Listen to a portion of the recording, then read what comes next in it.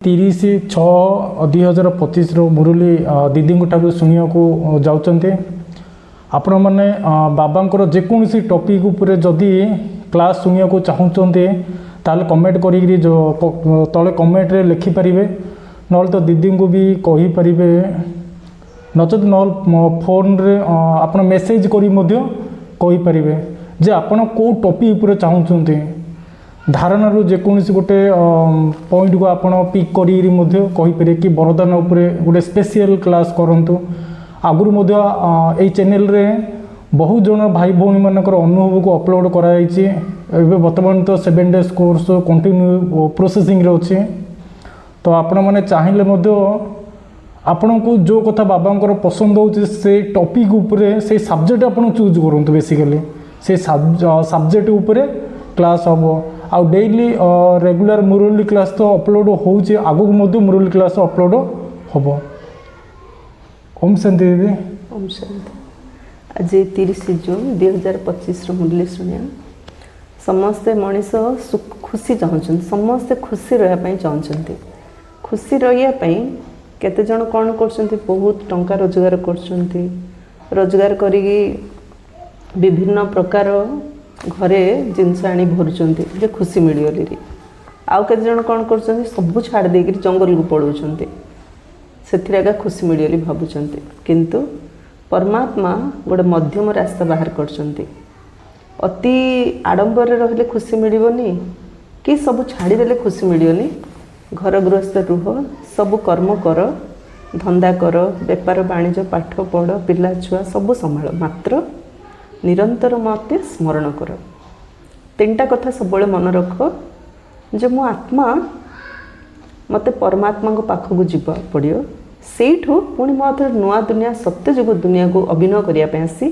सेठी मध्य सुंदर परिवार थिबो समस्त परिवार सहित रहिबा किए सन्यासी बने मात्र परमात्मा को ध्यान कले आत्मा भाविकी जोग यात्रा द्वारा गोटे मात्र रास्ता जोग यात्रा द्वारा ही आम सर्वदा खुशी रही पारिबा अतीत वर्तमान भविष्य 3 काल आमर खुशी ही बीतब जदि आम एक बल एक भरोसा परमात्मा को करिया आ निजर बुद्धि को परमात्मा सहित जोड़िबा कारण जेतों बुद्धि आम परमात्मा सहित जोड़ुचु आमर पुराना स्वभाव संस्कार देह अभिमान संस्कार परिवर्तन होगा लगुच जोड़ा कि आमर संस्थार मूल लक्ष्य स्व परिवर्तन द्वारा विश्व परिवर्तन संस्कार बदलिले संसार बदलिब ब्रह्मांकर संकल्प द्वारा सृष्टि रचना करथिले एपरि शास्त्र लेखा अछि आउ संकल्प द्वारा ही सारा सृष्टि जहाँ भी तैयारी होचे संकल्प द्वारा ही परमात्मा को मध्य आम ध्यान करिबा संकल्प द्वारा से संकल्प जदि दृढ़ करदेबा ताहेले ए कलिजुग पहाड़ को आम सहजरे पार करि परिबा आ सत्यजुगर सुंदर बगीचा गढ़िया प्रथमे निजको कंटारू फूल हबार अच्छे तेणु परमात्मा आसती आम भितर जो काम क्रोध लोभ मोह अहंकार ईर्षा द्वेष दे अभिमान कंटा अच्छी प्रतिदिन ज्ञान शुणेगी आम भितर से कंटा को बाहर करछंती आ प्रतिदिन मन मनाभाव स्थिति स्थित करी आम बुद्धि को तांको सहित जोड़िकी आम मन रे से खुशी भर दौरान तेणु चलतु आज आम मुरली शुणा यह विषय मिठे बच्चे बाबा तुम मानक ज्ञान द्वारा पवित्र सुगंधयुक्त फूल अर्थात देवता करने आसती तेणु तुम मानक कंटा भली हेबार नहीं एवं कंटा मानक यही सभा को आणिबार नहीं अर्थ आम जो मधुबन जाऊँ सेंटर समस्त आम समस्त द्वार खोला कबाट खोला समस्त सेंटर को आसीपारे किंतु जो आम हेडक्वार्टर मधुबन जाऊँ से गोटे वर्ष ज्ञान जोग धारणा सेवा करथिले ही आम मधुबन जाइपारिया से बाबा कहले कंटा मान को यही सभा को आनिबार माने सेठी स्वयं भगवान परमपिता परमात्मा मिलन हम सेठी तो राजस्थान रे भी इमिति वीआईपी मीटिंग रे समस्त जानते नॉन बीके भी जानते किंतु स्पेशली प्रभु मिलन पई एली माने हमको वर्षे नीति नियम पालन करिया पड़छ जीवा पड़े प्रश्न जो संतान माने जोगर यात्रा रे मेहनत करचंती सेमानकर लक्षण कौन जो माने जोगर यात्रा रे मेहनत कर लक्षण कौन जोग करिवार मेहनत करथिया संतान माने बहुत खुशी रे रहिबे सेमानक बुद्धि रे रहिबो जे एबे आमे घर को फेरुछु जहार बुद्धि रे परमात्मा नाहंती आत्मिक स्थिति नाही ए दुनियार प्रत्येक प्राप्तिर कंपटीशन लागिथियो ସେଥିପାଇଁ ଯୋଉଠି ଇଚ୍ଛା ଯୋଉଠି ଆଶା ସେଠି ଦୁଃଖ, ଯୋଉଠି ଲକ୍ଷ୍ୟ ଅଛି ସେଠି ସୁଖ ଅଛି। ଲକ୍ଷ୍ୟ ଅଲଗା, ଇଚ୍ଛା ଆଉ ଆଶା ଅଲଗା। ତେଣୁ ପରମାତ୍ମା କହୁଛନ୍ତି ଲକ୍ଷ୍ୟ ରଖ ଯେ ମୋତେ ଏବେ ଘରକୁ ଯିବାର ଅଛି, ଏହାପରେ ଆମେ ସୁଗନ୍ଧିତ ଫୁଲର ବଗିଚାକୁ ଅର୍ଥାତ୍ ସ୍ୱର୍ଗକୁ ଯିବୁ। ତେଣୁ ତୁମେମାନେ ଯୋଗର ଯାତ୍ରା ଦ୍ୱାରା ସୁଗନ୍ଧିତ ଫୁଲ ହେଉଛ ଏବଂ ଅନ୍ୟମାନଙ୍କୁ ମଧ୍ୟ କରାଉଛ। ଓମ୍ ଶାନ୍ତି। ଏଠାରେ ବଗିଚାର ମାଲିକ ମଧ୍ୟ ଅଛନ୍ତି, ମାଳି ଓ ଫୁଲ ମଧ୍ୟ ଅଛନ୍ତି। ଏହା ନୂଆ କଥା ଅଟେ ନା? ମାଲିକ, ମାଳି, ଫୁଲ। ପରମାତ୍ମା ହେଲେ ସବକା ମାଲିକ ଏକ କହୁଛ ନା, ପରମାତ୍ମା ହେଲେ ମାଲିକ। ପରମାତ୍ମା ଯାହାକୁ ଯୋଉଠି ନିମିତ୍ତ ରଖିଲେ ସେମାନେ ହେଲେ ମାଳି, ଆଉ ଯେଉଁମାନେ ଆସିକି ଜ୍ଞାନ ଗ୍ରହଣ କଲେ ସେମାନେ ହେଲେ ଫୁଲ। କେହି ନୂଆ ଆତ୍ମା ଶୁଣିଲେ କହିବେ ଇଏ କ'ଣ କହୁଛନ୍ତି? ବଗିଚାର ମାଲିକ, ଫୁଲ ଆଦି ସବୁ କ'ଣ? ଏପରି କଥା ତ କେବେ ଶାସ୍ତ୍ରରେ ଶୁଣିନାହୁଁ। ତୁମେ ଜାଣିଛ ଆମେ ବଗିଚାର ମାଲିକ ନାଉରିଆଙ୍କୁ ମନେ ପକାଉଛେ, ସେ ଏବେ ଏଠାକୁ ଆସିଛନ୍ତି ଏଠାରୁ ଆର ପାରିକୁ ନେଇଯିବା ପାଇଁ। ଏ ଦୁନିଆ ଗୋଟେ କଣ୍ଟାର ଜଙ୍ଗଲ, ତେଣୁ ମାଲିକ ଆସିଛନ୍ତି ମାଳି ହେଇକି ଆମକୁ କଣ୍ଟାର ଫୁଲ କରିବା ପାଇଁ।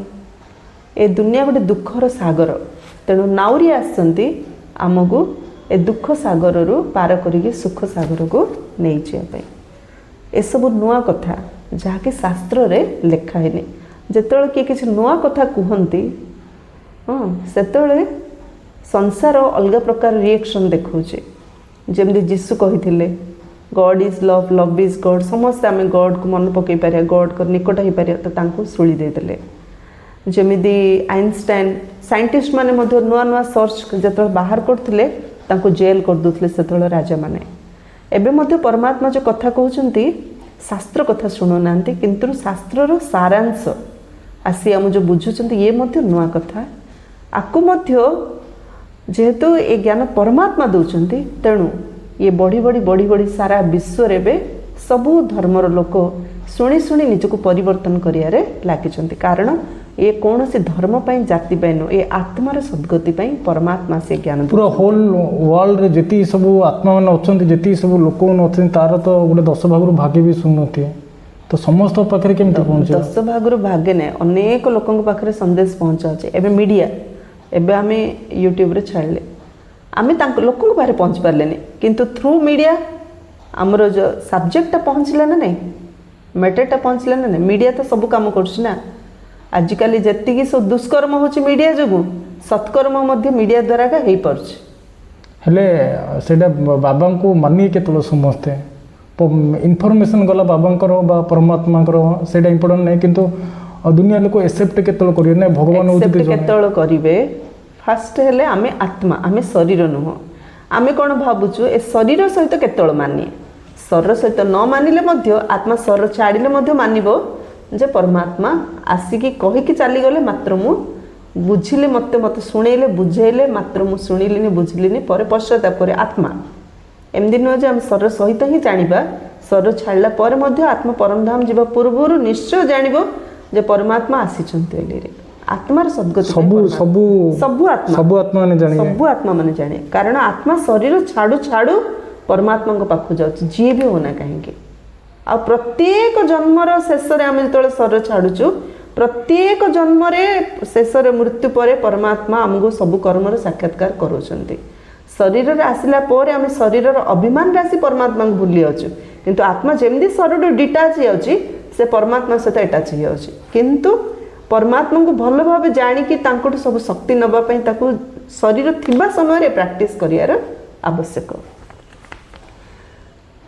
ନିଜେ ନିଜକୁ ଦେଖ, ମୁଁ କେତେ ଦୂର ଯାଉଛି, କେତେ ନିଜର ଶତପ୍ରଧାନ ଅବସ୍ଥାରେ ପହଞ୍ଚିଛି। ତେଣୁ ଆମେ ନିଜକୁ ଖାଲି ଦେଖିବା, ମୁଁ କେତେ ଯୋଗ କରୁଛି, ମୋର ଅବସ୍ଥା କେତେ ଶତପ୍ରଧାନ ଅବସ୍ଥାରେ ପହଞ୍ଚିଛି। ଯେତେ ଶତପ୍ରଧାନ ଅବସ୍ଥା ଆସିବ ସେହି ଅନୁପାତରେ ବୁଝିବ ଯେ ଆମେ ଘରକୁ ଫେରୁଛୁ, କେଉଁ ପର୍ଯ୍ୟନ୍ତ ଆମେ ପହଞ୍ଚିଛୁ। ଏସବୁର ଆଧାର ହେଲା ଯୋଗ ଯାତ୍ରା। ସେଇ ଅନୁଯାୟୀ ନିରନ୍ତର ଖୁସି ମଧ୍ୟ ରହିବ। ଯିଏ ଯେତେ ମେହନତ କରିବେ ସେତେ ତାଙ୍କ ଭିତରେ ଖୁସି ରହିବ। ଯେ ଯେତିକି ପରମାତ୍ମାଙ୍କୁ ଧ୍ୟାନ କରିବା ପାଇଁ ମେହନତ ପରିଶ୍ରମ କରିବ, ସେ ସେତେ ଅଧିକ ଖୁସିରେ ରହିବ।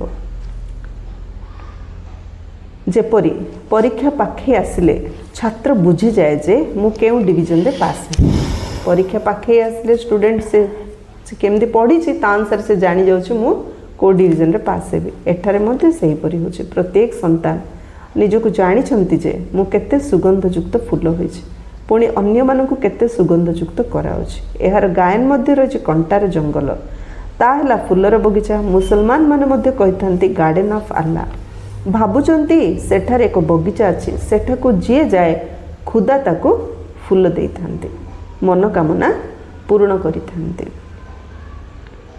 बाकी एपरि नुहे जे वास्तव में कौन फूल इत्यादि देउचंती जहार जेपरि बुद्धि रे अछि सेही अनुଯାयी साक्षात्कार हो जाउछि एठारे साक्षात्कार किछि गुरुत्व नाही भक्ति मार्ग रे साक्षात्कार पई गळा मध्ये काटी देउचंती मीरा को साक्षात्कार होइथिला तेणु तांकर केते मान रहिछि से सब वाला भक्ति मार्ग भक्ति अधा कल्प चली थाए ज्ञान किछि हेले न थाए वेद इत्यादि बहुत मान रहिछि कहउचंती वेद होछि हमर प्राण एबे तुमे जानुछ ए वेद शास्त्र आदि सब होछि भक्ति मार्ग पई भक्तिर केते विस्तार रहिछि विशाल वृक्ष सदृश अटे ज्ञान होछि बीज भक्ति होछि विशाल वृक्ष सदृश एबे ज्ञान द्वारा तुमे केते शुद्ध होउछ सुगंधयुक्त पुष्प होउछ एही मधुबन होछि तुमरा बगीचा एठारे काहा कहले कंटा कुहा जिवो नै काहेकि ना एठारे केही विकारग्रस्त नुहंती जे विकारी ताकू कंटा बोली कुहा जिवो किंतु जे विकारी नुह ताकू फूल बोली कुहा जाय तेणु मधुबन रे केही जण हेले कंटा नाहंते समस्ते संपूर्ण रूपे समर्पण थरे हमर जण बड़ भाई रमेश भाई तिरुपति जायथिले तिरुपति रे से रमेश भाई एबे भी अछंती ना से सर त्याग करथिले जेतल बंची थिबा समय से जेतल जायथिले तिरुपति पचारले तिरुपति रे एठी केते जण काम करछंती से कहले 18,000 लोक एठी काम करछंती माने मंदिर तयारी करियो रे मंदिर मेंटेनेंस पे 18,000 लोक तिरुपति एते बड़ मंदिर 18,000 लोक सैलरी नेगिरी सेठी काम करछंती हां मु जाईछि सेठी 18,000 लोक जो काम करछंती मंथली सैलरी नोचंती तांकर एम रोज केमदी हमर सैलरी बढ़िबो और इयरली केमदी बढ़िबो एडा दीदी जोडा कहले एकदम करेक्ट कथा हम रिसेंटली जाइथिलु 5-6 मास तले मु भी पचारथिलि से माने पैसा नेगी रहउचंती और बोनस केमदी बढ़िबो तांकर इंटेंशन ए सब थाउची मंदिर रे रहउचंती किंतु इंटेंशन केमदी हम अधिक रो अधिक सैलरी टंका मिलियो किंतु गोटे प्रजापिता ब्रह्मा कुमारी ईश्वरीय विश्वविद्यालय 50,000 भौणी सारा विश्व रे भगवान को सेवा करछंती मात्र एठी सैलरी नै मधुबन रे 10,000 भाई कुमार समर्पित होगी सेवा करछन तथापि सेडी किछि सैलरी नै केही सैलरी राछा नै समस्ते समर्पित होगी निजर तन मन धन लगेगी ईश्वर को सेवा लागिछंती एडी सैलरी नै मंथली नै इयरली नै बोनस नै किछ नै ये होछि समर्पण भावना एमिति बहुत इंडिया रे दीदी बहुत मंदिर अछि नउचति से माने मंदिर अछि मु सेमान को पचारथिलि जे मु कहले एडा तो गोटे माने आध्यात्मिक जगह ना जोडे के बहुत श्रद्धालु भक्त माने आछंती तो आपण न नेला हबनी माने सब कहले नाइ एठी हम परिवार चलिया पे ए सब हमको नेबा को पड़िबो किंतु आमे तो एठी आसु ना आमे तो नु ना जो माने भी आसुचंती एठी तो बहुत जण आसुचंती आश्रम को से माने तो नु ना ना परमात्मा जण ही कार्य करियर संभव होई पारे तेणु परमात्मा कहउचंती मधुबन रे गोटे भी कंटा रही पारिबे नाही कारण कंटा माने विकार को कहा जाउची कंटा माने कली जुग रे अछंती वर्तमान होची पुरुषोत्तम संगम जुग जे परमात्मा को जानी गला ता पे ये संगम जुग एठारे कंटा क्योंठु आसीबो जदि केही कंटा बसिछंती तबे निजर ही क्षति करछंती काहेकि ना इंद्रप्रस्थ अटे ना एठारे ज्ञान परिमाणे बसिछंती ज्ञान नृत्य करुथिबा परिमाणे मुख्य मुख्यंक नाम पुखराज परी नीलम परी इत्यादि रखा जायछि सेही मानकर पुणी 9 रत्न रूप गायन कर जाउछि किंतु एमाने किए थिले ए कथा काहाको भी जणा नै बाबा केवल कहउछंती मते मने पका तुम बुद्धि रे बे ज्ञान अछि 84 जन्मर चक्र मध्ये बे बुद्धि रे रही शास्त्र रे तो 84 लाख जन्म कहि दैछंती मिठा मिठा शिखिले दे संतान मान को बाबा बुझौछंती तुमे 84 जन्म नैछ एबे तम प्रधान रो शत प्रधान हेबाक पड़िबो केते सहज भगवान वा संतान मान को प्रति केवल मते मने पकाओ एबे तुमे पिला माने सुगंधयुक्त फूल हेबा पई निजको आत्मा भाबी बाबा को मने पकाओ कंटा हुओ नै एठारे सब मधुर फूल रहिछंती केही कंटा नाहांती हे मायर हाँ मायर तूफान तो आसीबो माया एपरी कठोर अटे जे कि तुरंत सब फसाई दब पुणी पश्चाताप करिए मु या कौन कली मोर तो अर्जित पुण्य सब किसी सरीगला मायर बस करते अर्जित पुण्य सब सरीज ଏହା ହେଉଛି ବଗିଚା। ବଗିଚାରେ ଭଲ ଭଲ ଫୁଲ ମଧ୍ୟ ରହିଥାଏ। ଏହି ବଗିଚାରେ ମଧ୍ୟ କେହି କେହି ତ ଫାର୍ଷ୍ଟ କ୍ଲାସ୍ ଫୁଲ ହୋଇଯାଉଛନ୍ତି। ଯେପରି ମୋଗଲ ଗାର୍ଡେନରେ ଭଲ ଭଲ ଫୁଲ ରହିଛି, ସମସ୍ତେ ଦେଖିବାକୁ ଯାଇଥାନ୍ତି। ଏଠାରେ ତୁମ ପାଖକୁ ତ କେହି ଦେଖିବାକୁ ଆସିବେ ନାହିଁ। ତୁମେ କଣ୍ଟାମାନଙ୍କୁ କ'ଣ ମୁହଁ ଦେଖେଇବ? ଗାୟନ ମଧ୍ୟ ରହିଛି ମୁତ୍ ପଲିତି କପଡ଼ ଧୋଏ। ଅର୍ଥ ପରମାତ୍ମା ଆସନ୍ତି ଆତ୍ମାର ମଇଳା ବସ୍ତ୍ରକୁ ସଫା କରିବା। ଦିଦି ଗୋଟେ ପ୍ରଶ୍ନ ଉଠୁଛି ମନରେ, ସାକ୍ଷାତକାର କଥା ବାବା ବାରମ୍ବାର କହୁଛନ୍ତି, ମାନେ ପ୍ରଜାପିତା ବ୍ରହ୍ମକୁମାରୀ ଈଶ୍ୱରୀୟ ବିଶ୍ୱବିଦ୍ୟାଳୟର ଭାଇ ଭଉଣୀମାନେ ମଧ୍ୟ ସାକ୍ଷାତକାର କରୁଛନ୍ତି, ବାହାରର ଲୋକ ମଧ୍ୟ ସାକ୍ଷାତକାର କରୁଛନ୍ତି। ଯେମିତିକି ଆମର ଏଠି ଭାଇ ଭଉଣୀମାନେ ବ୍ରହ୍ମା ବାବାଙ୍କୁ ଶିବ ବାବାଙ୍କୁ ସାକ୍ଷାତକାର କରୁଛନ୍ତି, ଠିକ୍ ସେଭଳି ବାହାରେ ଲକ୍ଷ୍ମୀ ସରସ୍ୱତୀ ଶନିଦେବ ଯେତିକି ସବୁ ଦେବୀ ଦେବତାଙ୍କୁ ଫଲୋ କରୁଛନ୍ତି, ଏସବୁ ସାକ୍ଷାତକାର କରଉଛି କିଏ? ପରମାତ୍ମା। ପରମାତ୍ମା କରୁଛନ୍ତି। ଯାହାକୁ ଯେଉଁ ରୂପରେ ଭାବନା ରହିଯାଉଛି। ଯଦି ମୋର ଗୋଟେ ପ୍ରଶ୍ନ ଉଠୁଛି, ହଉ ଠିକ୍ ଅଛି, ଯଦି ଭଗବାନ ଯଦି ସେମାନଙ୍କୁ ସାକ୍ଷାତକାର କରୁଛନ୍ତି, ତାହେଲେ ନିଜର ଡାଇରେକ୍ଟ ରୂପଟା କାହିଁକି ପ୍ରତ୍ୟକ୍ଷ କରୁନାହାନ୍ତି? ବାବା ନିଜ ଡାଇରେକ୍ଟ ରୂପ ଦେଖେଇକି ଦେଖି ସାରିଲେଣି, କିନ୍ତୁ ମାନୁନାହାନ୍ତି। ସେମାନେ ମାନୁନାହାନ୍ତି। କାହିଁକିନା ବାବାଙ୍କର ପରିଚୟ, ଭଗବାନଙ୍କ ପରିଚୟ ନଥିବା ଯୋଗୁଁ ମୋତେ ଭଗବାନ, ସେମାନେ ମନେକର ଜଣେ ଭାବିଲା ଗଣେଶ ଭଗବାନ, ମୋତେ ଗଣେଶ ରୂପ ଦେଖାଯିବାର ଅଛି, ନଥିଲେ ମୁଁ ମୁଣ୍ଡ କାଟିଦେବି। ହେଲେ ପରମାତ୍ମାଙ୍କୁ ଦୟା ଲାଗୁଛି, ଭାବନାରେ ଡାକୁଛି ନା, ତାର ଭାବନାର ଭଡ଼ା ଦେବା ପାଇଁ ତାକୁ ଗଣେଶର ରୂପ ଦେଖେଇଦେଲେ। ଜଣେ ଶନିଦେବଙ୍କୁ ଦେଖିଗଲି ଭାବୁଛି, ନଥିଲେ ମୁଁ ମୁଣ୍ଡ କାଟିଦେବି ମରିଜି, ତାକୁ ବଞ୍ଚିକି ଥାଉ, ସେ ତାର ଭାବନା ଅନୁସାରେ ତାକୁ ସେ ରୂପଟେ ଦେଖେଇଦେ। କିନ୍ତୁ ଦେଖାଉଛନ୍ତି ସବୁ ପରମାତ୍ମା, ସାକ୍ଷାତକାର କରୁଛନ୍ତି ପରମାତ୍ମା। ଆପଣ ଥରେ ବହୁ ଦିନ ତଳେ ମୁରଲୀରେ କହିଥିଲେ ଇନ୍ଦିରା ଗାନ୍ଧୀଙ୍କ ଟାଇମ୍ରେ ବ୍ରହ୍ମା ବାବା ଜୀବିତ ଥିଲେ, ଯେ ସିଏ ଯେଉଁ କ'ଣ ଡାକିଥିଲେ, ବ୍ରହ୍ମା ବାବା ତାଙ୍କୁ ଡାକିଥିଲେ ଆଶ୍ରମକୁ ମୁରଲୀ ଶୁଣିବା ପାଇଁ ବା ବାବାଙ୍କର ପରିଚୟ ଦେବା ପାଇଁ। ତ ଏତେ ବଡ଼ ଲୋକ, ମାନେ ପ୍ରଧାନମନ୍ତ୍ରୀ ଥିଲେ ନା ସିଏ ବି ମଧ୍ୟ ଆସିନଥିଲେ। ହଁ, ଏସବୁ ଭାଗ୍ୟ। ତେଣୁ ଭାଗ୍ୟରେ ଥିବାର ଅଛି ଭଗବାନଙ୍କୁ ପାଇବା ପାଇଁ। ମୁତ୍ ପଲିତି କପଡ଼ ଧୋଏ। ବ୍ରହ୍ମା ବାବାଙ୍କର ଜପ ସାହେବ ସୁଖମଣି ଆଦି ସବୁ ମନେ ଥିଲା। ଅଖଣ୍ଡ ମନ୍ତ୍ର ପାଠ ମଧ୍ୟ କରୁଥିଲେ। 8 ବର୍ଷ ବୟସରେ ରୁମାଲ ପଗଡ଼ି ବାନ୍ଧୁଥିଲେ, ମନ୍ଦିରରେ ରହୁଥିଲେ। ବ୍ରହ୍ମା ବାବା କହୁଛନ୍ତି ମନ୍ଦିରର ଦାୟିତ୍ୱ ମୋ ଉପରେ ଥିଲା। ବ୍ରହ୍ମା ବାବାଙ୍କର ନିଜର ଜୀବନ କାହାଣୀ କହୁଛନ୍ତି। ମାତ୍ର 8 ବର୍ଷର ପିଲା ଆଜି ଖେଳୁଛନ୍ତି ବାହାରେ। ଏ 8 ବର୍ଷ ବୟସରେ ବାବାଙ୍କର ଏତେ ଭକ୍ତି ଭାବନା ଥିଲା, ମୁଣ୍ଡରେ ପଗଡ଼ି ବାନ୍ଧିକିରି ଗୋଟେ ମନ୍ଦିରର ସେ ଦାୟିତ୍ୱ ନେଉଥିଲେ। କିଏ? ବ୍ରହ୍ମା ବାବା। ବ୍ରହ୍ମା ବାବା, ଯାହାକୁ ଦାଦା ଲେଖରାଜ ଦାଦା ଲେଖରାଜ ବ୍ରହ୍ମା ବାବା ସିନ୍ଧ ହାଇଦ୍ରାବାଦରେ ସେ ବ୍ରାହ୍ମଣ, ତାଙ୍କର ଜାତିରେ ବ୍ରହ୍ମା ବାବା ସିନ୍ଧିରେ ବ୍ରାହ୍ମଣ। ସେ ଆଗେ କୋଉଠି ରହୁଥିଲେ? ପାକିସ୍ତାନରେ ରହୁଥିଲେ ବ୍ରହ୍ମା ବାବା। ପାକିସ୍ତାନ ଏବେ ହେଲା ନା 1947ରେ ସେତେବେଳୁ ବିଭାଜିତ ହେଇନଥିଲା, ଅଖଣ୍ଡ ଭାରତ ଥିଲା ନା। ଏବେ ସେଇଟା ପାକିସ୍ତାନ ସାଇଡକୁ ଚାଲିଗଲା, କିନ୍ତୁ ଥିଲା ଭାରତ ନା ପ୍ରଥମେ। ଏବେ ବୁଝୁଛି ମଇଳା କପଡ଼ା ଧୋଇବାର ଅର୍ଥ କ'ଣ। ସବୁ ମହିମା ଶିବ ବାବାଙ୍କର ହିଁ ଅଟେ। ଏବେ ସନ୍ତାନମାନଙ୍କ ବାବା ଆସି ବୁଝାଉଛନ୍ତି, କହୁଛନ୍ତି ଭଲ ଭଲ ଫୁଲ ଅର୍ଥାତ୍ ଆତ୍ମାମାନଙ୍କୁ ଆଣ, ଯେ ଭଲ ଫୁଲ ଆଣିବେ ସେମାନଙ୍କୁ ଭଲ ଫୁଲ ଗଣାଯିବ। ସମସ୍ତେ କହୁଛନ୍ତି ଆମେ ଲକ୍ଷ୍ମୀ ନାରାୟଣ ହେବୁ, ତେଣୁ ସେମାନେ ନିଶ୍ଚିତ ଗୋଲାପ ଫୁଲ ହୋଇଗଲେ। ବାବା କହୁଛନ୍ତି ଆଚ୍ଛା ତୁମମାନଙ୍କ ମୁଖରେ ଗୋଲାପ, ଏବେ ପୁରୁଷାର୍ଥ କରି ସର୍ବଦା ଗୋଲାପ ଫୁଲ ହୁଅ। ଅନେକ ସନ୍ତାନ ଅଛନ୍ତି, ପ୍ରଜା ତ ବହୁତ ହେଉଛନ୍ତି। ସେଠାରେ ରାଜା ରାଣୀ ଏବଂ ପ୍ରଜା ରହିବେ, ସତ୍ୟ ଯୁଗରେ ମନ୍ତ୍ରୀ ରହିବେ ନାହିଁ। କାହିଁକି ନା ରାଜାଙ୍କର ରାଜ୍ୟ ପରିଚାଳନା କରିବାର ଶକ୍ତି ଥାଏ, ମନ୍ତ୍ରୀମାନଙ୍କ ଠାରୁ ମତ ନେବାର ଆବଶ୍ୟକତା ନଥାଏ।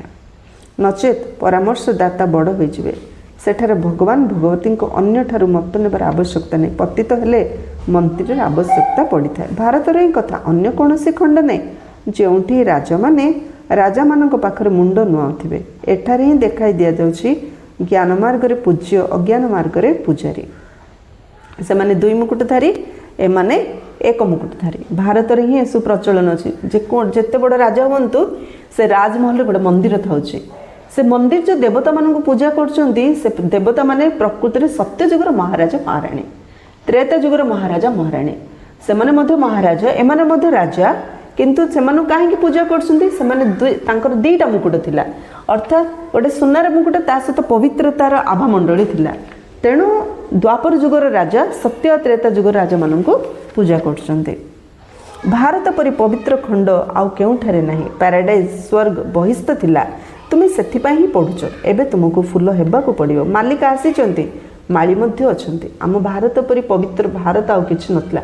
ତେଣୁ ଜାପାନରେ ଲୋକମାନେ ଯେତେବେଳେ ଏରୋପ୍ଲେନ୍ରୁ ତଳକୁ ଓହ୍ଲାଉଛନ୍ତି, ପ୍ରଥମେ ଭାରତ ମାଟିକୁ ମୁଣ୍ଡରେ ଛୁଉଁଛନ୍ତି, ତାପରେ ସେମାନେ ତଳକୁ ଓହ୍ଲାଉଛନ୍ତି। ଅର୍ଥ ଭାରତ ପ୍ରତି ସବୁ ଧର୍ମର ଲୋକଙ୍କର ମଧ୍ୟ କେତେ ଭାବନା, କାହିଁକି ଭାରତ ପରି ପବିତ୍ର ଦେଶ ଆଉ କେଉଁଠି ନାହିଁ। ମାଳି କ୍ରମ ଅନୁସାରେ ହୋଇଥାନ୍ତି। ପିଲାମାନେ ମଧ୍ୟ ବୁଝୁଛନ୍ତି ଯେ ଏହା ହେଉଛି ବଗିଚା, ଏଠାରେ କଣ୍ଟା ନାହାନ୍ତି, କଣ୍ଟା ଦୁଃଖ ଦେଇଥାନ୍ତି। ବାବା ତ କାହାକୁ ଦୁଃଖ ଦେଉନାହାନ୍ତି, ସେ ହେଉଛନ୍ତି ଦୁଃଖ ହର୍ତ୍ତା ସୁଖକର୍ତ୍ତା। କେତେ ମିଠା ବାବା ଅଟନ୍ତି। ତୁମର ବାବାଙ୍କ ପ୍ରତି ସ୍ନେହ ରହିଛି। ବାବା ମଧ୍ୟ ପିଲାମାନଙ୍କୁ ସ୍ନେହ କରୁଛନ୍ତି ନା। ଏହା ହେଉଛି ପାଠପଢ଼ା। ବାବା କହୁଛନ୍ତି ମୁଁ ତୁମକୁ ସାକାରରେ ପଢ଼ାଉଛି। ଇଏ ମଧ୍ୟ ପଢ଼ୁଛନ୍ତି, ନିଜେ ପଢ଼ି ପୁଣି ଅନ୍ୟକୁ ପଢ଼ାଇଲେ ଅନ୍ୟମାନେ ମଧ୍ୟ କଣ୍ଟାରୁ ଫୁଲ ହେବେ। ଭାରତ ମହାଦାନୀ ବୋଲି ଗାୟନ ରହିଛି, କାହିଁକି ନା ଏବେ ତୁମେ ମହାଦାନୀ ହେଉଛ, ଅବିନାଶୀ ଜ୍ଞାନରତ୍ନର ତୁମେ ଦାନ କରୁଛ। ବାବା ବୁଝାଉଛନ୍ତି ଆତ୍ମା ହିଁ ରୂପ ବସନ୍ତ, ଅର୍ଥାତ୍ ଯୋଗୀ ଓ ଜ୍ଞାନୀ ଅଟେ। ଆତ୍ମା ଚାଲିଗଲେ ସ୍ୱର କ'ଣ ପ୍ରାକ୍ଟିସ୍ କରିବ କି? ଆତ୍ମା ହିଁ ରୂପ ଆଉ ବସନ୍ତ, ଜ୍ଞାନୀ ଅଯୋଗୀ। ବାବା ମଧ୍ୟ ରୂପ ବସନ୍ତ ଅଟନ୍ତି, ତାଙ୍କ ପାଖରେ ସମସ୍ତ ଜ୍ଞାନ ରହିଛି। ଜ୍ଞାନର ସାଗର ହେଉଛନ୍ତି ପରମ ପିତା ପରମାତ୍ମା। ସେ ଅଧିକାରୀ ଅଟନ୍ତି ନା, ଜ୍ଞାନର ସାଗର ଏକମାତ୍ର ବାବା ହିଁ ଅଟନ୍ତି। ସେଥିପାଇଁ ଗାୟନ ରହିଛି ସାରା ସମୁଦ୍ରକୁ ସ୍ୟାହି କର ତେବେ ମଧ୍ୟ ମହିମା ସରିବ ନାହିଁ।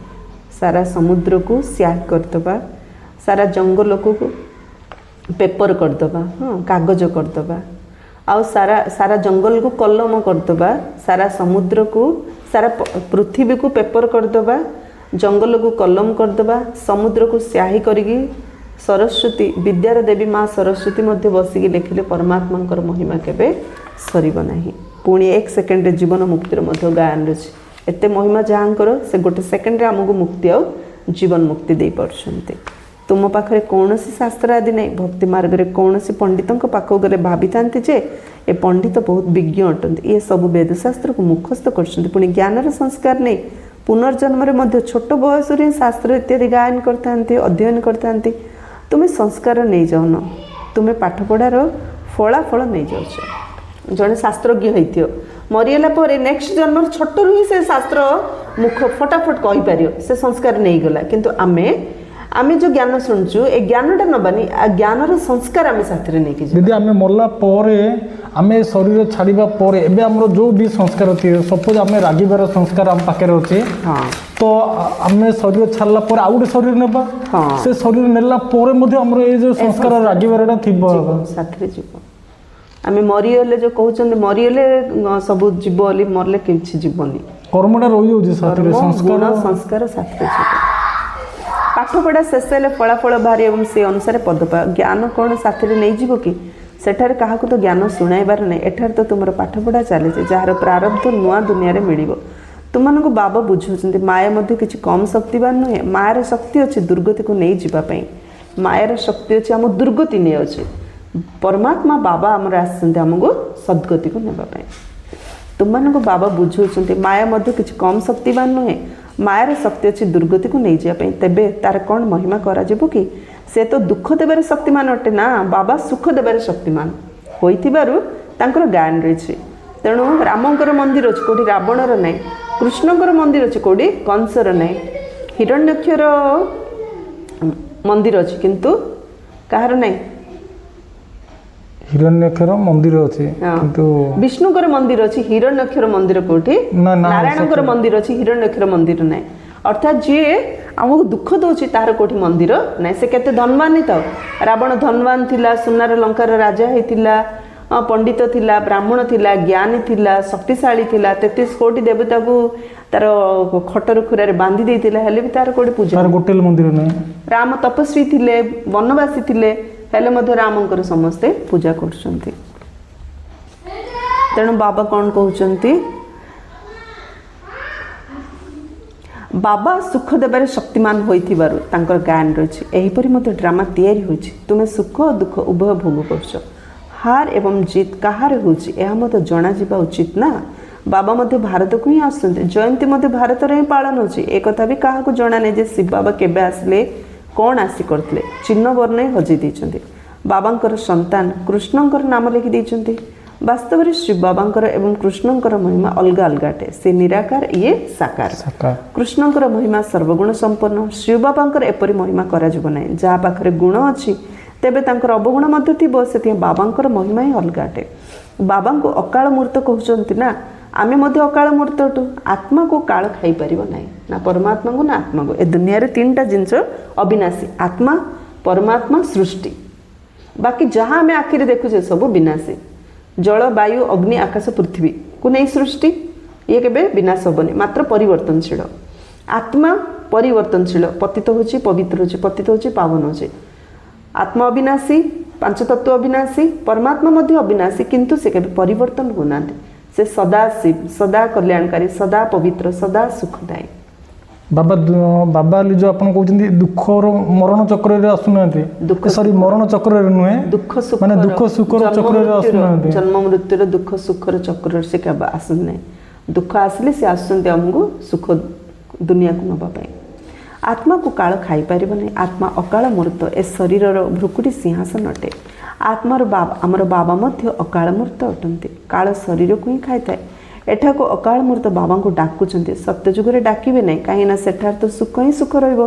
से गायन मध्य करछन दुख रे समस्त स्मरण करते सुख रे बाबा को कहीं स्मरण करते नहीं कथार अच्छी दुख में सिमरण सब करे सुख में करे ना कोई सुख में सिमरण करे तो दुख काहे को हुए दुख पड़े भगवान को डाकुचु सुख पाइबा जदि सुख रे थिले मध्य जदि भगवान डाकिया आम जीवन रे केबे मध्य दुख आसीबनी एटा सब मन रखिया उचित जिते सुख मिलूँ पार्टी बुला बुली खाइबा पीवा यू चलुची से समय जो परमात्मा को स्मरण करना आम जीवन में दुखर समय देखापी मिलनी एवं रावण राज्य में केते दुख रही बाबा तो स्वर्गर मालिक कराउछन्ति तेणु अधाकल्प कई सेठारे डाकिबे नहीं जपरी लौकिक पिता संतान को पाली पोषी संपत्ति दे निजे बानप्रस्थी होइथान्ति सबकिछि पिलामानंकु दे कहन्ति एबे मु सत्संग को जाउछि किछि खाइबाकु पठाउथिबो यही बाबा तो एपरी भी कहे ना पिला छुआ जन्म दे बापा माँ इच्छा कौन था आम वृद्ध बयस आम पाने खाइबा देवे मनकर सन्यासी हेल्ले पिला कहते आम पाख खाइबा पठेद किंतु परमात्मा निष्काम और निस्वार्थ सेवाधारी से आमठू किछि चाहूना कारण तांकर शरीर ही नहीं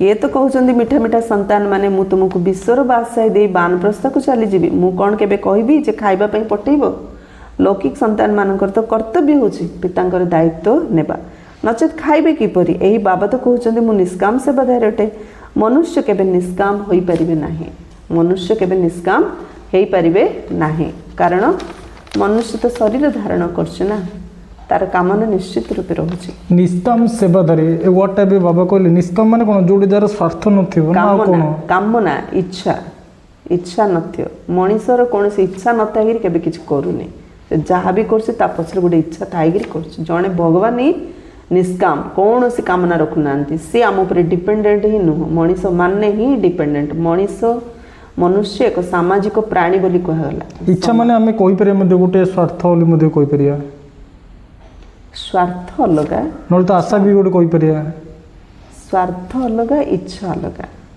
स्वार्थ माने अन्य मानकर संके चिपिकी आमे खाइया इच्छा माने समस्त सहयोग करिया किंतु ता प्रतिबदल रे किछि आमे मधु सहयोग चाहछे एटा हला इच्छा नहीं जो स्वार्थ टोटली नेगेटिव कामना ले जो कहले कामना माने रखुनांती बाबा कामना माने इच्छा बाबांकर आमठु किछि इच्छा ही नाही आमे तांको दबा पे किछि योग्य गा नाही आम पाकर से योग्यता गा नाही तेणु से दुनिया रे किछि इच्छा गा करनांते मनीष मात्रे इच्छा रखी से जहाँ भी कर्म करछि किछि इच्छा रखी करछि मन कर से कहूछि मु किछि इच्छा रखी करनी किंतु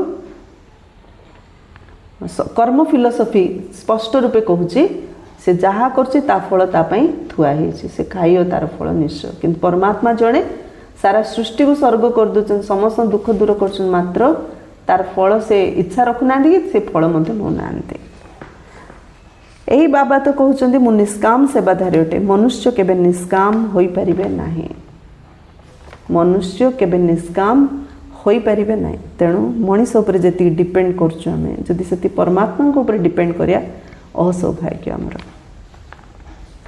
खाइबा को न पाइले भोकरे मरी जिबे निष्काम करियो ता किछ खाया मिलियोनी सेतल से भोकरे मरियो तेणु मनीष ते डिपेंड होबा पई बाध्य मु भोकरे मरिबि नै मु तो अभोक्ता अटे आत्मा शरीर अच्छे माने भोक्ता परमात्मा अभोक्ता तुमको विश्वर बासाई दे मुझे विश्राम करता है पुणी मोर पाठ बंद हो जाए पुणी भक्ति मार्ग आरंभ होता है यहीपरि अनादि ड्रामा तैयारी होचे जो रहस्य बाबा बसी बुझाउछन्ति वास्तव में तुमर पाठ सबुठारु अधिक तेणु लाभ मध्य तुमको मिलिया दरकार ମୁଁ ଯେତେବେଳେ ଆରାମ କରିଥାଏ ତୁମେ ସେତେବେଳେ ବ୍ରହ୍ମାଣ୍ଡର ମାଲିକ ବି ହୋଇଥାଅ, ପୁଣି ବିଶ୍ୱର ମାଲିକ ମଧ୍ୟ ହୋଇଥାଅ। ତୁମର ଖୁବ୍ ପ୍ରସିଦ୍ଧି ହୋଇଥାଏ। ଏହି ଡ୍ରାମାର ରହସ୍ୟ ମଧ୍ୟ ତୁମେ ଜାଣିଛ। ତୁମେ ହେଉଛ ଜ୍ଞାନର ଫୁଲ। ଦୁନିଆରେ ଜଣେ ହେଲେ କେହି ଏପରି ନାହାନ୍ତି। ରାତି ଦିନର ଫରକ ରହିଛି। ସେମାନେ ରାତିରେ ଅଛନ୍ତି, ତୁମେ ଦିନକୁ ଯାଉଛ। କଳିଯୁଗ ହେଉଛି ରାତି, ସତ୍ୟଯୁଗ ହେଉଛି ଦିନ। ଏବେ ଯିଏ ବାବାକୁ ଜାଣିଲା ତା ପାଇଁ ମଧ୍ୟ ଦିନ ଆଗ, ଯିଏ ବାବାକୁ ନ ଜାଣିଲା ତା ପାଇଁ ରାତି ଆଗ, କଳିଯୁଗର ରାତି। ଆଜିକାଲି ଦେଖ ବନ ଉତ୍ସବ କରୁଛନ୍ତି। ଏବେ ଭଗବାନ ମନୁଷ୍ୟମାନଙ୍କର ବନ ଉତ୍ସବ କରୁଛନ୍ତି, ଅର୍ଥାତ୍ ଦୈବୀ ଦୁନିଆର ଚାରା ଲଗାଉଛନ୍ତି। ବାବା ଦେଖ କିପରି ଚମତ୍କାର କରୁଛନ୍ତି, ଯାହାଦ୍ୱାରା ମନୁଷ୍ୟରୁ ଦେବତା, ରଙ୍କରୁ ରାଜା କରିଦେଉଛନ୍ତି। ପରମାତ୍ମା ଚମତ୍କାର କରୁଛନ୍ତି। ସେ ସାର୍କାସରେ କି ଡ୍ରାମାରେ ଆକ୍ଟିଂ କଲା ପରି ବ୍ଲେଡ୍କୁ ଫୁଲ କି ପକ୍ଷୀ ଫୁଲକୁ ପକ୍ଷୀ ଏମିତି କରୁନାହାନ୍ତି। ପରମାତ୍ମା ଡାଇରେକ୍ଟ ମନୁଷ୍ୟକୁ ଦେବତା କରିଦେଉଛନ୍ତି, ରଙ୍କକୁ ରାଜା କରିଦେଉଛନ୍ତି। ଏବେ ବେହଦ୍ର ବାବାଙ୍କ ଠାରୁ ତୁମେ ସୌଦା ନେବାକୁ ଆସିଛ, କହୁଛ ବାବା ଆମକୁ ରଙ୍କରୁ ରାଜା କର। ଇଏ ବ୍ରହ୍ମା ତ ବହୁତ ଭଲ ଗ୍ରାହକ ଅଟନ୍ତି। ଶ୍ରୀ ବାବାଙ୍କୁ ତୁମେ କହୁଛ ଦୁଃଖହର୍ତ୍ତା ସୁଖକର୍ତ୍ତା। ଏପରି ଦାନ ଆଉ କିଛି ନାହିଁ। ସେ ହେଉଛନ୍ତି ସୁଖଦାତା। ସବୁଠୁ ବଡ଼ ଦାନ ହେଉଛି ସୁଖର ଦାନ। ଆଉ ପରମାତ୍ମା ଆସନ୍ତି ଆମକୁ ଏବେ ସୁଖର ଦାନ କରୁଛନ୍ତି। ବାବା କହୁଛନ୍ତି ଭକ୍ତି ମାର୍ଗରେ ମଧ୍ୟ ମୁଁ ତୁମକୁ ଦେଉଛି। ସାକ୍ଷାତକାର ଇତ୍ୟାଦି ସବୁ ଡ୍ରାମାରେ ନିର୍ଦ୍ଧାର୍ଯ୍ୟ ହୋଇ ରହିଛି। ଏବେ ବାବା ବସି ବୁଝାଉଛନ୍ତି ମୁଁ କ'ଣ କ'ଣ କରୁଛି, ଆଗକୁ ମଧ୍ୟ ବୁଝାଇ ଚାଲିଥିବି। ଶେଷରେ ତୁମେ କ୍ରମ ଅନୁସାରେ କର୍ମାତୀତ ଅବସ୍ଥାକୁ ପ୍ରାପ୍ତ କରି ଏସବୁ ଡ୍ରାମାରେ ନିର୍ଦ୍ଧାର୍ଯ୍ୟ ହୋଇ ରହିଛି। ତଥାପି ମଧ୍ୟ ପୁରୁଷାର୍ଥ କରାଯାଉଛି। ବାବାଙ୍କୁ ମନେ ପକାଅ। ବାସ୍ତବରେ ଏହା ମହାଭାରତ ଲଢ଼ାଇ ଅଟେ। ଏହି ଲଢ଼େଇରେ ସମସ୍ତେ ବିନାଶ ହେବେ, ବାକି ଭାରତବାସୀ ହିଁ ରହିବେ। ତୁମେ ପୁଣି ବିଶ୍ୱ ଉପରେ ରାଜତ୍ୱ କରିବ। ଏବେ ବାବା ତୁମକୁ ପଢ଼ାଇବାକୁ ଆସିଛନ୍ତି। ସିଏ ହିଁ ଜ୍ଞାନର ସାଗର ଅଟନ୍ତି। ଏହା ମଧ୍ୟ ଖେଳ ଅଟେ। ଏଥିରେ ଦ୍ୱନ୍ଦ୍ୱର କୌଣସି କଥା ନାହିଁ। ସଂସାର ଗୋଟେ ଖେଳ ଘର, ସେଥିପାଇଁ କୌଣସି କଥାରେ ଦ୍ୱନ୍ଦ୍ୱରେ ଆସେନି। କନଫ୍ୟୁଜ୍ ହେବାର କିଛି କାରଣ ନାହିଁ। ଏନ୍ଜୟ କର। ମାୟା ବହୁତ ସମସ୍ୟାର ସମ୍ମୁଖୀନ କରାଇବ। ବାବା ବୁଝାଉଛନ୍ତି ଆଉ ଡରନି। ବହୁତ ଖରାପ ଖରାପ ସଂକଳ୍ପ ଆସିବ, ତାହା ମଧ୍ୟ ସେତେବେଳେ ଆସିବ ଯେବେ ବାବାଙ୍କର କୋଳକୁ ଆସି ସନ୍ତାନ ହେବ। କୋଳକୁ ନ ଆସିବା ପର୍ଯ୍ୟନ୍ତ ମାୟା ଏବେ ଏତେ ଲଢ଼ିବ ନାହିଁ। କୋଳକୁ ଆସିବା ପରେ ହିଁ ତୋଫାନ ଆସେ। ସେଥିପାଇଁ ବାବା କହୁଛନ୍ତି ବୁଝି ସୁଝି କୋଳକୁ ଆସିବା ଉଚିତ। ଦୁର୍ବଳ ହେଲେ ପୁଣି ପ୍ରଜାରେ ଆସିଯିବ। ରାଜପଦ ପାଇବା ତ ଭଲ କଥା, ନଚେତ୍ ଦାସଦାସୀ ହେବାକୁ ପଡ଼ିବ। ବର୍ତ୍ତମାନ ସୂର୍ଯ୍ୟବଂଶୀ ଚନ୍ଦ୍ରବଂଶୀ ରାଜଧାନୀ ସ୍ଥାପନ ହେଉଛି। ମାନେ ଭଗବାନଙ୍କର ଯେତେ ନିକଟବର୍ତ୍ତୀ ହେବ ସେତେ ପ୍ରୋବ୍ଲେମ ସମସ୍ୟା ସବୁ ଘେରିକି ଆସିବ, ବହୁତ କିଛି ସହିବାକୁ ପଡ଼ିବ। ମାନେ ଏଇଠୁ ଜାଣିବାକୁ ପଡ଼େ ଯେ ସମସ୍ୟା ଆସିଲା ମାନେ ଘାବରାଇବାର ନାହିଁ, ଯେ ମୋତେ ଭଗବାନଙ୍କର ନିକଟବର୍ତ୍ତୀ ହେବାକୁ ପଡ଼ିବ। ଭଗବାନଙ୍କର ଦେଖ ଜଣେ ବସି ମନଟା ସ୍ଥିର କରି ଶାନ୍ତ କରି ଭାବିକି ବସିଲେ ତା ମନକୁ କ'ଣ ସଂକଳ୍ପ ଆସୁଛି, ଭାବନା ଯାଉଛି ସେ ଜାଣୁଛି। କେବେ ସେ ବସିବନି ଆଜ୍ଞା, ସେ ସେମିତିଆ ଖାଉଥିବ ପିଉଥିବ ଚାଲୁଥିବ ବୁଲୁଥିବ, ତା ମନରେ କ'ଣ ଚାଲୁଛି ସେ କରିପାରୁଛି ନା ନାହିଁ ସେ ଜାଣିପାରିବ କି? ସେମିତି ଜଣେ ଚାଲିବାକୁ ଚେଷ୍ଟା କଲେ ତ ପଡ଼ିବ ନା। ସେ କେବେ ହେଲେ ମୁଁ କାଳେ ଚାଲିଲେ ପଡ଼ିଯିବ ବୋଲି ଭାବି ବସିଯିବ, ମାନେ ସେ କେବେ ଚାଲିବନି, କେବେ ପଡ଼ିବନି, କି ସେ ଚାଲିବାର ସୁଖ ମଧ୍ୟ ସେ କେବେ ନେଇପାରିବନି। ସେଥିପାଇଁ ବାବା କ'ଣ କହୁଛନ୍ତି, ବାବାଙ୍କ କୋଳକୁ ଆସିଲେ ମାୟା ଆସିବ, କିନ୍ତୁ ଆମକୁ ବିଚଳିତ ହେବାର ନାହିଁ। ବୁଝି ସୁଝି ବାବାର କୋଳକୁ ଆସ। ଦୁର୍ବଳ ହେଲେ ପ୍ରଜାରେ ଆସିବ। ରାଜପଦ ପାଇବା ତ ଭଲ କଥା, ନଚେତ୍ ଦାସଦାସୀ ହେବାକୁ ପଡ଼ିବ। ବର୍ତ୍ତମାନ ସୂର୍ଯ୍ୟବଂଶୀ ଚନ୍ଦ୍ରବଂଶୀ ରାଜଧାନୀ स्थापना होची। अच्छा मीठे मीठे सिकिलधे बच्चों प्रति माता पिता बाप दादा का याद प्यार और गुड मॉर्निंग। रूहानी बाप की रूहानी बच्चों को नमस्ते। हम रूहानी बच्चों की रूहानी बाप दादा को याद प्यार गुड मॉर्निंग और नमस्ते नमस्ते नमस्ते। धारणा पाई मुख्य सारांश रूप बसंत होई अविनाशी ज्ञान रत्नर दान करी महादानी हेबाउ पड़ियो। जो पाठ निजे पढ़ुछ ताको अन्य मानकु मध्य पढ़ेबाकु हेबो। एटा महादानी माने कोन ज्ञानटाकु परस्पर भितर शेयर करा जाय, सुख दिया जाय। हां, धन दान कले दानी, ज्ञान दान कले महादानी। महादानी। सेकंड, कौनसी कथार विचलित होबार नहीं कि डरिबार नहीं, निज प्रति ध्यान देबार अछि। निजे निजको पचारिबा उचित जे मु केउ प्रकार फूल, मो भितर कौनसी दुर्गंध नहीं तो, मायर तूफान आसीबो, कौनसी परीक्षा परिस्थिति आसला, डरियाने आम जो डिस्टर्ब न होबा ताले सॉल्यूशन आम माइंड को टच करियो, समाधान कोन आम जानि परिया। तापर जानि परिया मु केते पुरुषार्थ वर्ष सारा बाबा जेमि स्कूल रे पिला पाठ पढुछंती, वर्ष सारा टीचर पढ़ेबे, किंतु जब एग्जाम आसियो सेतल टीचर आ किछि कहने, साक्षी हेकि देखिए ए पिला प्रश्न उत्तर केमि लेखुछि, आगु केते मार्क मिलियो। ठीक सेमिति वर्ष सारा भगवान आम पाठ पढुछन, जीवन सारा पढुछंती, जब परीक्षा आसी परमात्मा साक्षी हेकि देखुछंती, मु जाको एते सारा जीवन पढ़ेली एबे से केतिकी शिखिछि से साक्षी हेकि देखुछंती। तेणु निजु निजे देख मो भितर कौन दुर्गंध नाई तो वरदान दृढ़ संकल्प द्वारा दुर्बलता रूपी कलिजुगी पहाड़ को समाप्त करुवा समर्थ्य स्वरूप भव निराश हो कौन से संस्कार बा परिस्थितिर बसीभूत होगा कौन व्यक्ति बा वैभव प्रति आकर्षित होगा ये समस्त दुर्बलता रूपी कलिजुगी पहाड़ को दृढ़ संकल्पर आंगुली दे सदा काल समाप्त कर अर्थात विजय हो एक निराश हो द्वितीय कौन से संस्कार बा परिस्थितिर बसीभूत हो तृतीय कौन व्यक्ति किंबा वैभव प्रति आकर्षित होगा ए सब दुर्बलता रूपक कलिजुग पहाड़ को दृढ़ संकल्पर आंगुली दे सदा काल समाप्त कर आ विजयी हुआ विजय आमर गलार हार अटे सर्वदा ए स्मृति द्वारा समर्थी स्वरूप हो विजय आम गलार हार अटे दीदी ये जो कहले विजय आम गलार हार अटे या द्वारा आम समर्थी हो पार जेकोसी बाधा विघ्न आसले भी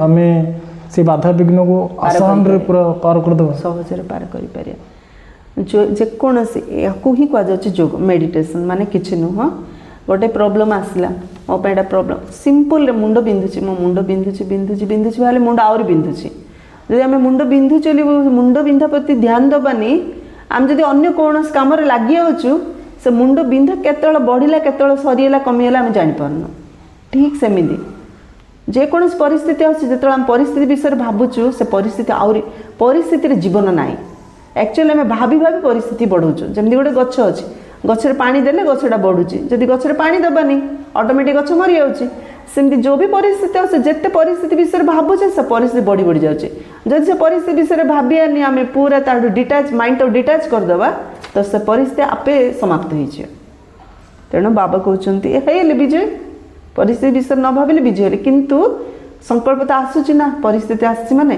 तो कौन भाव्य जमती मुंड बिंधा हेल्ले बिंधुची भाव्य मध्य पूरा स्वास्थ्य मोर भल अच्छी परीक्षा आसी पिला एग्जाम टेंशन लागी केमती देवी एग्जाम केमती हम रिजल्ट कौन आसो भावे मोर एग्जाम फर्स्ट क्लास हम मो रिजल्ट फर्स्ट क्लास हम मु बहुत भल परसेंटेज पास हेबी यही हूँ मेडिटेशन आम जमी भावुचु से आम वरदान रूपे कम कर संसार केते लोक पाखु जो ब्लेसिंग माग किंतु समस्त ब्लेसिंग तांको भावना अनुसार से देबे किंतु मु केते ग्रहण करछि मु सेटा को निश्चय आधार आ हमें निजे मध्ये निज प्रति भी ब्लेसिंग देव पड़े एटा ही निज प्रति ब्लेसिंग ना मु निश्चय पास हेबी मु निश्चय काम करि पारि मु निश्चय मोर देह भल अछि सबुथिरे निज ऊपर जदि निश्चय रखिया आमे सब परिस्थिति सहजरे पार करि पारिया विजय आमर गलार हार अटे सर्वदा स्मृति द्वारा समर्थी स्वरूप एहा ही होछि स्नेहर प्रतिदान जेपरि साकार ब्रह्म बाबा श्रेष्ठ स्थितिर स्तंभ हो देखाले से भली निजर पिता को अनुकरण करी